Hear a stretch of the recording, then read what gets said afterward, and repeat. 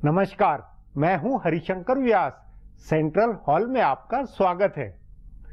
मोदी सरकार को बदनामी का विस्फोट हकबकाए हुए है। यूं ललित मोदी, सुषमा स्वराज और वसुंधरा राजे के भंवर में फंसे होने के बावजूद सरकार आत्मविश्वास में दिखलाई दे रही है। विस्फोट से प्रधानमंत्री हिले नहीं है।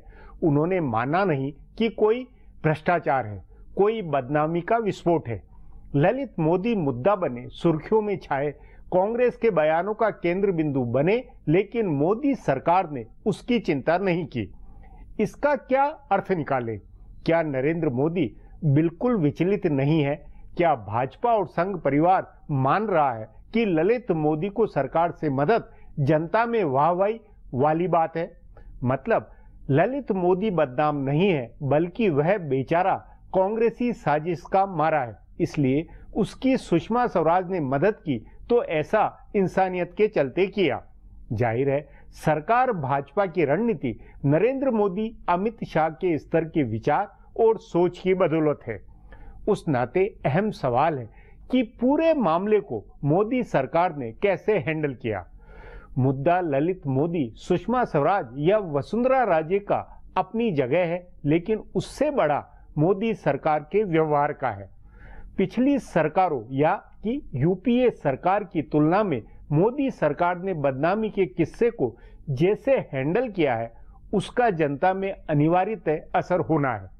आज इस पर चर्चा है, मगर उससे पहले गपशप और खास सुर्खियां। शुरुआत सियासी गपशप से करते हैं।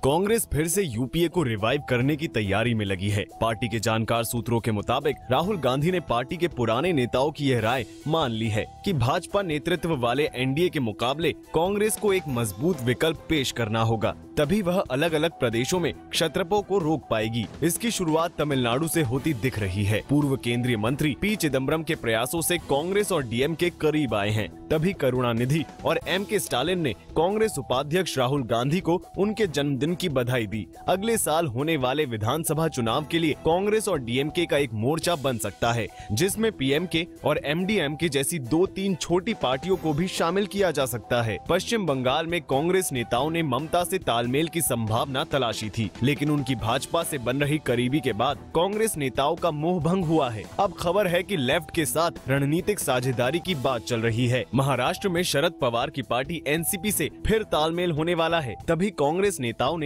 आईपीएल घोटाले की बात फिर से खुलने के बावजूद पवार को निशाना बनाया है। बिहार में नीतीश कुमार के नेतृत्व में महागठबंधन बनवाने के लिए कांग्रेस ने लालू प्रसाद के ऊपर साम दाम दंड भेद सब आजमाया। अगर ये प्रयोग सफल हुआ तो यूपीए 3 की तैयारी तेज होगी। बिहार में भारतीय जनता पार्टी ने सहयोगी पार्टियों के साथ सब कुछ ठीक होने का दावा किया है, लेकिन पार्टी के नेता मान रहे हैं कि सहयोगियों ने दबाव की राजनीति शुरू कर दी है। भाजपा के तीनों सहयोगी ज्यादा सीटों के लिए दबाव बना रहे हैं। भाजपा नेता सबसे ज्यादा हैरान रामविलास पासवान की पार्टी के तेवर देखकर हैं। पासवान ने कहा था कि भाजपा जिसे सीएम दावेदार घोषित करेगी उसे वे मंजूर करेंगे। उन्होंने जीतन राम मांझी के भी एनडीए में आने का स्वागत किया था, लेकिन अब उनके दोनों भाइयों ने अलग राग अलापना शुरू कर दिया है। उनके सांसद भाई रामचंद्र पासवान ने कहा है कि रामविलास पासवान को सीएम का दावेदार घोषित करना चाहिए, तो उनके दूसरे भाई पशुपति कुमार पारस ने कहा है कि मांझी की पार्टी के 5 उम्मीदवारों का लोजपा विरोध करेगी। भाजपा को इस बात की ज्यादा चिंता इसलिए है कि ये 5 संभावित उम्मीदवार सवर्ण हैं। इनका विरोध करने की बात कहने से भाजपा के कोर वोट में ठीक मैसेज नहीं जा रहा है। दूसरी ओर राष्ट्रीय लोक समता पार्टी ने प्रस्ताव पास करके उपेंद्र कुशवाहा को सीएम का दावेदार बनाने की मांग की है। साथ ही 67 सीटों पर चुनाव लड़ने का भी प्रस्ताव पास किया है। मांझी की पार्टी ने 74 सीटों की मांग की है और लोजपा 80 सीटों पर तैयारी कर रही है, यानी सहयोगियों की मांग 221 सीटों की है, लेकिन भाजपा तीनों को मिलाकर इसका 1/4 यानी 80 से ज्यादा सीटें नहीं देने वाली है। एनसीपी सुप्रीमो शरद पवार की सांस अटकी है। आईपीएल के पूर्व प्रमुख ललित मोदी जिस अंदाज में खुलासे कर रहे हैं उससे पवार चिंता में हैं। बताया जा रहा है कि वे अपनी ओर से पूरी कोशिश कर रहे हैं कि ललित मोदी आईपीएल सीजन 2 के बारे में कोई नया खुलासा नहीं करे। इस सीजन की गड़बड़ियों के कारण ही मोदी के ऊपर आरोप लगे थे और उनको भारत छोड़कर जाना पड़ा था। पिछले साल शरद पवार ने इस सिलसिले में लंदन में ललित मोदी से मुलाकात की थी। इसका भी खुलासा हो गया है कि मुंबई के पुलिस कमिश्नर राकेश मारिया ने भी लंदन में मोदी से भेंट की। मारिया को पवार का करीबी माना जाता है और ये भी चर्चा है कि उनको पुलिस कमिश्नर बनवाने में पवार ने पूरी मदद की थी। सो इन दोनों के लंदन में ललित मोदी से मिलने और उन्हें भारत लौटकर अदालत का सामना करने के सुझाव देने से कई सवाल खड़े हुए हैं। ललित मोदी को क्रिकेट की राजनीति में पवार का नजदीकी माना जाता है। वे कुछ ऐसे खुलासे कर सकते हैं जो पवार के लिए नुकसानदेह हो, इसलिए पवार चाहते हैं कि ललित मोदी का मामला सुलझे। उन्होंने आईपीएल घोटाले में ललित मोदी का बचाव भी किया है, लेकिन बार बार यह मामला घूमकर शरद पवार, प्रफुल्ल पटेल और राजीव शुक्ला की ओर जा रहा है। अब आज की सुर्खियां ये लीक से कुछ हटकर है और इनसे देश की दशा दिशा को बूझ सकेंगे।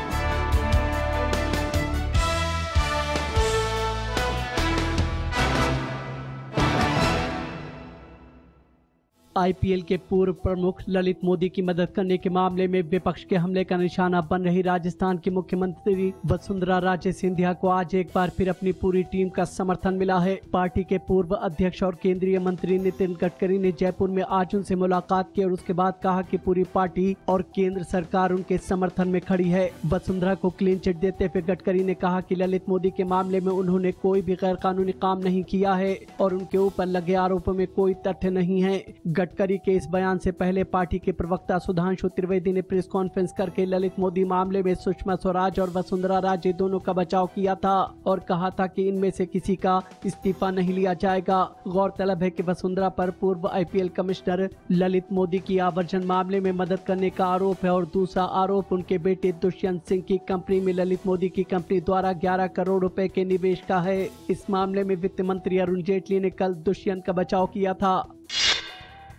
उपराष्ट्रपति हामिद अंसारी को पहले अंतर्राष्ट्रीय योग दिवस कार्यक्रम में नहीं बुलाए जाने से उठे विवाद पर आयुष मंत्रालय ने सफाई दी है। आयुष मंत्री श्रीपद नाइक ने कहा है कि प्रोटोकॉल के चलते उपराष्ट्रपति को नहीं बुलाया गया था। उन्होंने कहा कि जिस कार्यक्रम में प्रधानमंत्री मुख्य अतिथि होते हैं उसमें राष्ट्रपति या उपराष्ट्रपति को नहीं बुलाया जाता है क्योंकि इन दोनों का ओहदा प्रधानमंत्री से ऊपर होता है। दरअसल बीजेपी महासचिव राम माधव के एक ट्वीट को लेकर इस मसले पर विवाद हो गया था, जिसमें उन्होंने योग दिवस कार्यक्रम में नहीं आने के लिए उपराष्ट्रपति पर सवाल उठाए थे।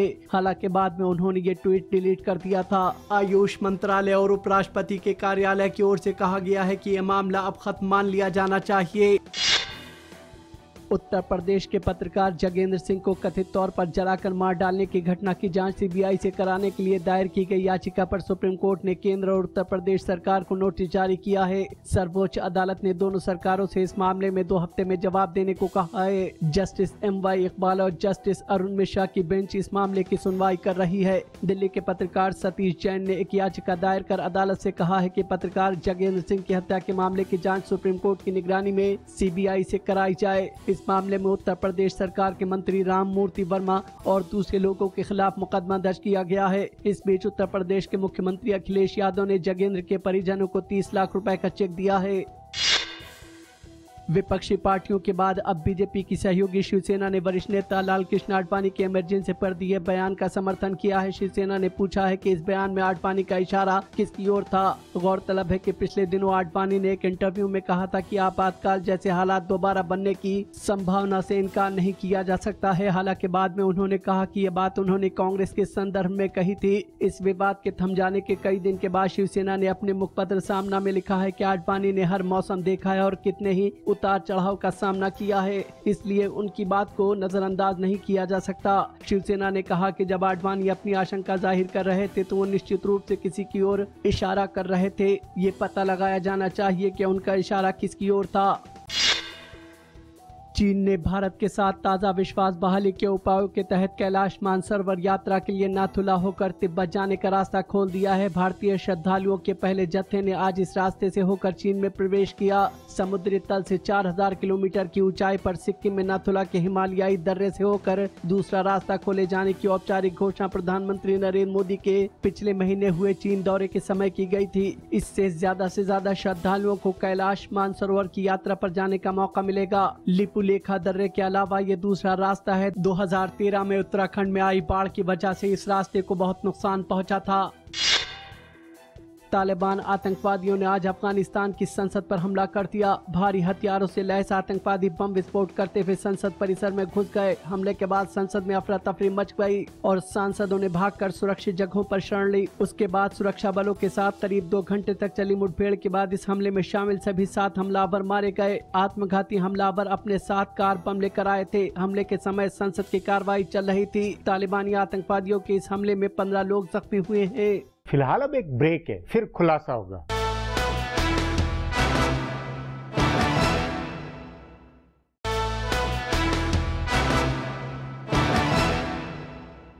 नरेंद्र मोदी ने हुंकारा लगाया हुआ है कि न खाएंगे और न खाने देंगे। सो जब ललित मोदी का किस्सा आया तो उनकी सरकार ने उसे किस तरह लिया?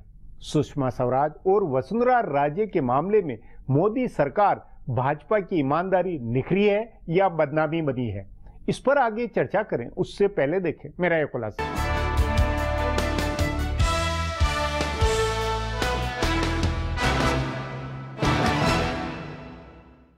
प्रधानमंत्री नरेंद्र मोदी ने विवादित मसलों पर फैसला नहीं करने और चुप रहने की रणनीति अपनाई है। दिवंगत पीवी नरसिंह राव के जमाने में इस नीति को प्रमुखता मिली थी। उनके बारे में कहा जाता था कि कोई फैसला नहीं करने को भी वो बड़ा फैसला मानते थे। उनके वित्त मंत्री रहे मनमोहन सिंह जब प्रधानमंत्री हुए तो उन्होंने भी इस नीति का कुछ हद तक पालन किया, लेकिन नरेंद्र मोदी पूरी तरह से इस नीति पर अमल कर रहे हैं। वे विवादित मसलों पर तत्काल कोई फैसला नहीं करते हैं। निहाल चंद मेघवाल का मामला हो या साध्वी निरंजन ज्योति और गिरिराज सिंह के बयान का विवाद हो, विपक्ष की मांग को मोदी ने तरजीह नहीं दी। इसी तरह आईपीएल के आरोपी ललित मोदी की मदद करने के मामले में जब सुषमा स्वराज और वसुंधरा राजे का नाम आया तो नरेंद्र मोदी ने चुप्पी साध ली। इन दोनों को नहीं हटाने का सैद्धांतिक फैसला हुआ और बचाव करने की जिम्मेदारी पार्टी नेताओं पर छोड़ी गई। असल में प्रधानमंत्री नरेंद्र मोदी इस सिद्धांत पर काम कर रहे हैं कि अगर विपक्ष या मीडिया के आरोप लगाने पर मंत्री को हटाया गया तो सरकार और उसकी साख संकट में आएगी। विपक्ष के मुंह में एक बार खून लग गया तो वह हर मसले पर सरकार को झुकाने की कोशिश करेगी। सरकार और भाजपा दोनों का मानना है कि मंत्रियों को हटाने का फैसला तभी होना चाहिए जब उनके खिलाफ मुकदमा दर्ज हो, आरोप पत्र दायर हो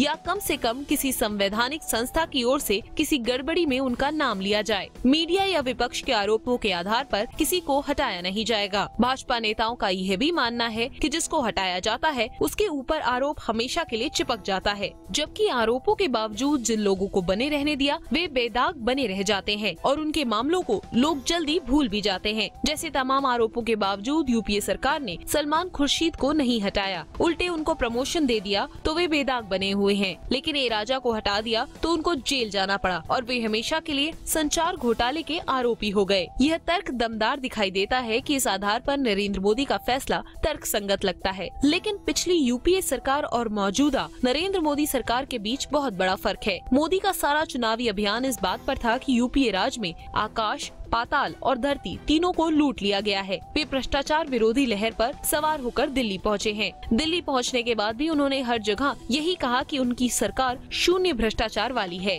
1 साल पूरा होने के मौके पर उन्होंने और उनकी पार्टी ने सबसे बड़ा दावा यह किया कि 1 साल में भ्रष्टाचार का कोई मामला सामने नहीं आया है। ऐसे में अगर वे पहले की सरकारों की तर्ज पर ही काम करेंगे तो फर्क मिट जाएगा। इसका आम जनमानस पर भी गहरा असर होगा। लोकसभा चुनाव में एक बड़ा तबका ऐसा था जिसने नरेंद्र मोदी की दूसरों से अलग और विशिष्ट छवि पर वोट दिया था। वह सबसे अलग वाली छवि टूट रही है। संसद के मॉनसून सत्र में विपक्ष के हमलों से उसमें कुछ और दरारें आएंगी। मोदी से कैसे ठीक करेंगे यह देखना दिलचस्प होगा। अब एक ब्रेक है, उसके बाद ललित मोदी मामले के सियासी मायने पर चर्चा करेंगे।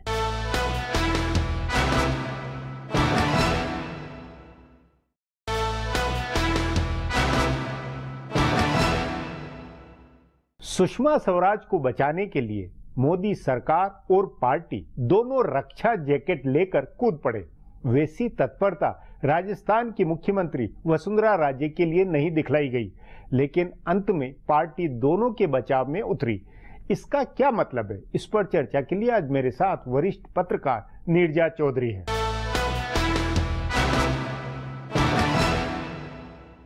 नीरजा जी, ललित मोदी, सुषमा स्वराज, वसुंधरा राजे को लेकर का जो संकट पैदा हुआ, उसमें प्रधानमंत्री नरेंद्र मोदी ने निजी तौर पर सरकार के प्रमुख और भाजपा के भी एक तरह से प्रमुख के नाते इस पूरे मामले को किस तरह हैंडल किया?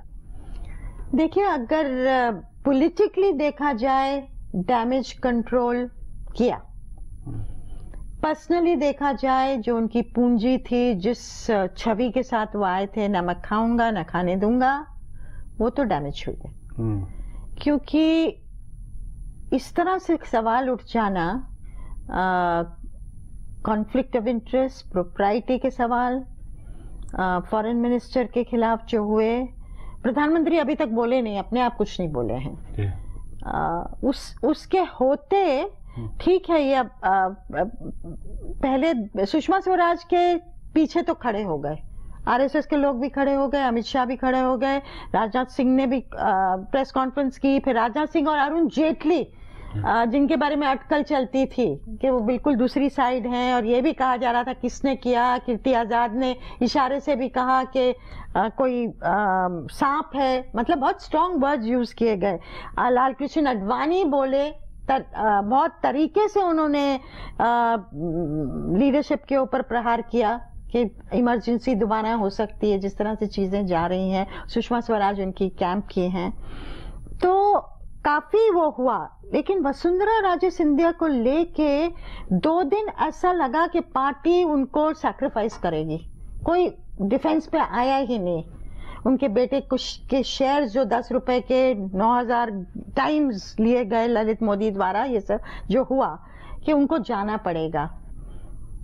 लेकिन फिर अचानक क्लोजिंग ऑफ द रैंक्स हुआ है, तो कहीं ना कहीं पॉलिटिकली जो कि यूपीए ने माना जाता था गलती, कोट अनकोट, मुझे याद है आदर्श का जो घोटाला हुआ था और अशोक चौहान जब रिजाइन किए थे, बम्बई के 1-2 लोगों ने मुझे कहा था ये बहुत भारी गलती हो रही है कांग्रेस के समर्थकों ने, क्योंकि इसके बाद एक के बाद एक होता चला जाएगा और इसको आप रोक नहीं पाएंगे। मॉरली एकदम करेक्ट था, आपके ऊपर छींटे पड़े हैं, आप जाइए जब तक इंक्वायरी नहीं हो जाती। उसके बाद तो कई चीजें हुई, राजा हुआ, कन्नी मोड़ी हुई, पवन बंसल हुए, अश्विनी कुमार हुए, सबको सैक्रिफाइस किया गया। लेकिन छवि सरकार की तो बिल्कुल जो डाउन स्लाइड था, एक के बाद एक घोटाले में होता गया। वो आपके अनुसार ये इसलिए था क्योंकि इस्तीफा करवाया गया था चौहान का, इसलिए उसका डोमिनो इफेक्ट हुआ, उसका एक के बाद एक सिलसिला चालू पड़ा। ये थ्योरी है, इसलिए राजनीतिक तौर पर फैसला नहीं करना, बनाए रखना, ये नरेंद्र मोदी की समझदारी है। देखिए, ये इंदिरा गांधी के जमाने में भी कहा जाता था, बाद में भी, कि अगर गलती भी कर दी तो गलती पे अड़े रहो, गो थ्रू योर मिस्टेक, जो कहते थे। मॉरली डेमोक्रेटिक पॉलिटिक्स में ये बिल्कुल कहीं भी देख लीजिए टेनेबल नहीं होता है। तो आज क्या ये थिंकिंग हावी हुई है कि पॉलिटिकली अगर सैक्रिफाइस कर दिया हमने, मान लीजिए वसुंधरा राजे सिंधिया को सैक्रिफाइस कर लिया, सुषमा को आपने बचा लिया, तो उसके बाद सवाल तो उठेगा। ये तो वो संभव नहीं है, वो तो दोनों, हाँ। तो उसके बाद तीसरा, चौथा, ललित मोदी को ही ले लीजिए, पता नहीं उसके बाद क्या क्या चीजें पड़ी हैं, वो तो बैठे हुए हैं कि और कह रहे हैं कि मैं अब दिखाऊंगा, अब देखिए क्या मजा होता है। तो मुझे लगता है ये सोचा गया कि ये करना है। लेकिन अगर मान लीजिए पहले घंटे में ही नरेंद्र मोदी कहते सुषमा स्वराज को कि आप रिजाइन करिए, तो बिल्कुल वो तो फिर तो रॉक स्टार हो जाते ना। देखिए, वो उनकी निजी इमेज के लिए बहुत ही बड़ी वो एवरेस्ट का मुकाम होता है, एक तरह से होता है कि देखिए अपने शब्दों के पक्के, अपने शब्दों में जो उन्होंने कहा था, न खाऊंगा न खाने दूंगा, उन शब्दों के पक्के, चाहे जो भी है जी। और होने नहीं, लेकिन आपके अनुसार क्या सचमुच में ये नहीं लगता है कि वो 1-2 घंटे या जो शुरुआत में घटना के तुरंत बाद कोई साफ सोच नहीं थी, मतलब ये अचानक ही सब कुछ होता गया जिसमें उन्होंने कुछ नहीं किया? ये नहीं लगता कि मतलब लाचारगी ज्यादा इसमें नजर आती है, देखिए, या सुविचारित है मामला? ये कहना मुश्किल है जी, कि कंफ्यूजन था, उसके तहत हुआ, और सारी चीजें एक चीज पे केंद्रित हो जाती हैं कि लीक हुआ कहां से। नहीं, वो एक अलग इशू, वो एक अलग इशू हुआ, उसमें पॉलिटिक्स में नहीं, वो तो वो कुछ भी हो, लेकिन बुनियादी मुद्दा तो ये कि प्रधानमंत्री नरेंद्र मोदी को जिस मुद्दे पर, जिस इमेज के साथ वो आए थे, उस समय उनको फैसला कैसा करना था, ये फैसला उनका सही था या गलत? देखिए, अब वही मैं कह रही हूँ कि कहीं ना कहीं या तो उन्होंने 2-3 दिन लगाए दोनों मामलों में कि क्या करना है, और फिर जैसा कि मैंने कहा क्लोजिंग ऑफ द रैंक्स जो भी है, अब किसी को सैक्रिफाइस नहीं करेंगे, डिफेंड करेंगे, चाहे जो भी ऑपोजिशन करे। तो इसके साथ में आपको ये लगता है कि उन्होंने इसकी जो राजनीतिक कॉस्ट है या जो लागत है, जो नुकसान होना है, उसको सोचा होगा, मद्देनजर जरूर रखा होगा कि वैसे भी पार्टी के अंदर, सरकार के अंदर, पार्टी के अंदर बुदबुदाहट है, नाराजगी है, लोग नहीं बोल रहे हैं। अगर इनको सैक्रिफाइस किया तो वो फैक्शनल वॉर भी होता, वो भी एक खतरा है, वो भी एक खतरा है। और ये भी सवाल उठा कि क्या आरएसएस ने सुषमा स्वराज को बचाया, क्योंकि तुरंत पहला स्टेटमेंट आरएसएस के शख्स से आया, उसके बाद अमित शाह और लोग आए। तो ये सब सवाल हैं जिनके जवाब नहीं है, पर एक दो चीजें बहुत क्लियर हो जाती हैं। नंबर 1, बीजेपी के अंदर बहुत फैक्शनल फाइटिंग है, जो इस एपिसोड ने दिखाया है। नंबर 2, डैमेज हुआ छवि को, प्रधानमंत्री की भी और सरकार की भी। और जो आम लोग आज बात कर रहे हैं वो ये है कि सभी एक ही थाली के छठे बच्चे। ये बहुत बड़ा गुणात्मक असर है इसका है। और इस असर के साथ में कांग्रेस और विपक्ष को कितना लंबा ये प्रभावी मौका मिला है, या वो उसमें दम नहीं होगा, वो ठंडे पड़ जाएंगे? सरकार में ये भी सोचे कि मीडिया के कहने पर कैसे हो सकता है हल्ले में, या अपोजिशन के आगे क्यों कर झुका जाए? देखिए, कांग्रेस तो इस समय लड़ाई पे उतारू है। पार्लियामेंट सेशन मॉनसून का होगा तो वो जाने नहीं देगी इस मुद्दे को, लेकिन रीजनल पार्टी के लीडर्स नीतीश कुमार को छोड़ के बाकी सबने ठंडे हैं इस चीज को लेके। तो ये देखने लायक रुख होगा कि कांग्रेस अलग थलग होगी मॉनसून सेशन में, बाकी ऑपोजिशन अगर नहीं आता है तो किस तरह से पैन आउट होता है। लेकिन इतना जल्दी भी नहीं होगा। ललित मोदी को अगर आप बचाएंगे नहीं ना, तो वो भी लड़ाई पे उतारू हैं इस समय। तो मतलब ललित मोदी की तरफ से भी खतरा है सरकार को। बिल्कुल बिल्कुल, क्योंकि तो उसके चक्कर में तो सरकार दबी हुई नहीं लगती, सरकार चिंता में नहीं है। देखिए, अभी तो वो फाइट बैक कर रही है कि केस भी सुप्रीम कोर्ट में जाएंगे, जो उनका पासपोर्ट रिस्टोर हुआ था उसको चैलेंज करेंगे। लेकिन मुझे लगता है उसमें तो कांग्रेस के भी नेता आएंगे और दोनों तरफ के आएंगे। लेकिन ललित मोदी, अगर डील नहीं हुई है, उससे अंडरस्टैंडिंग नहीं हुई है कि हम बचाएंगे आपको आगे जाके, तो वो तो मानता था कि ये सरकार आएगी तो बचाएगी, तो वहां से भी खतरा होगा। जी नीरजा जी, बातचीत को यहीं समाप्त करेंगे। प्रोग्राम में आने के लिए बहुत बहुत धन्यवाद। हमारा प्रोग्राम अब यहीं खत्म होता है। आग्रह है कि प्रोग्राम पर अपनी राय hsvyas@nayaindia.com पर ईमेल करके बताएं, या hsvyas@twitter पर जाहिर करें। सो कल फिर मिलेंगे इसी चैनल पर, इसी समय।